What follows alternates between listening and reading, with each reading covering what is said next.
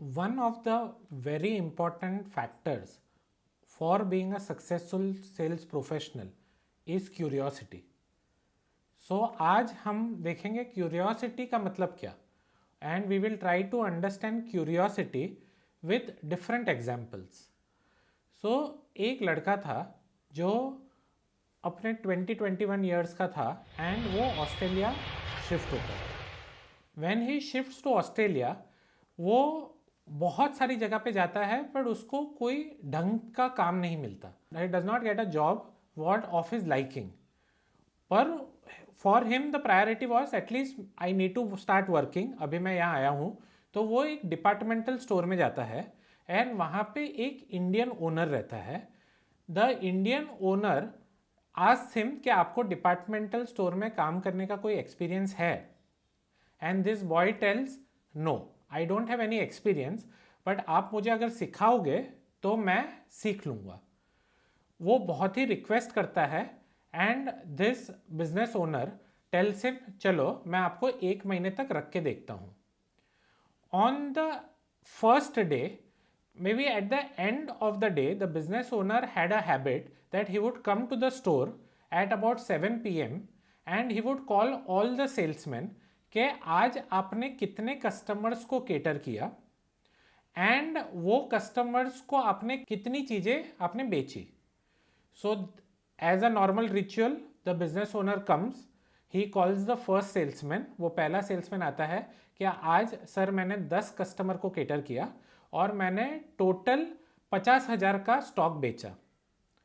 दूसरा सेल्समैन आता है, वो बोलता है कि सर आज मैंने 5 कस्टमर को केटर किया और मैंने 25,000 का स्टॉक बेचा. थर्ड सेल्समैन आता है, वो बोलता है सर मैं एटलीस्ट 3 ही कस्टमर को केटर कर पाया पर ओवरऑल सेल मैं 30,000 का कर पाया. Then he calls this boy, ये लड़का आता है और ये बोलता है कि सर मैं एक ही कस्टमर को केटर कर पाया. And this business owner gets very angry. वो बोलता है इसलिए मैं तुझे जॉब पे नहीं रख रहा था, मुझे पता था कि तू नहीं कर पाएगा. और ये लड़का बोलता है सर मैंने एक ही कस्टमर को केटर किया पर मैंने उसको 3 लाख रुपए का माल दिया. And this business owner was surprised. वो बोलता है आप तू मुझे थोड़ा एक्सप्लेन करेगा क्या तूने किया क्या.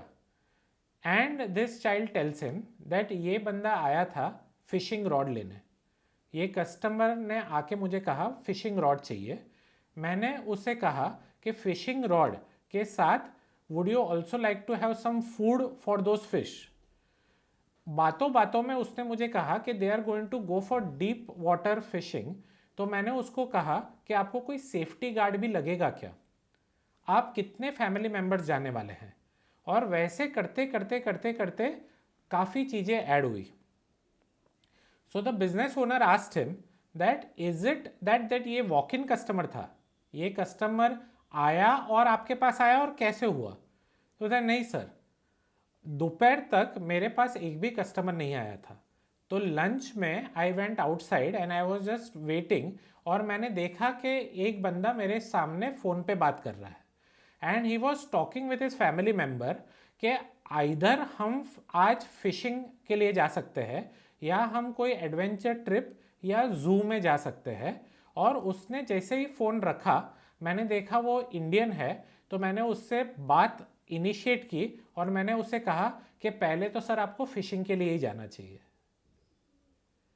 And that person came to me in the shop and finally he bought so many things.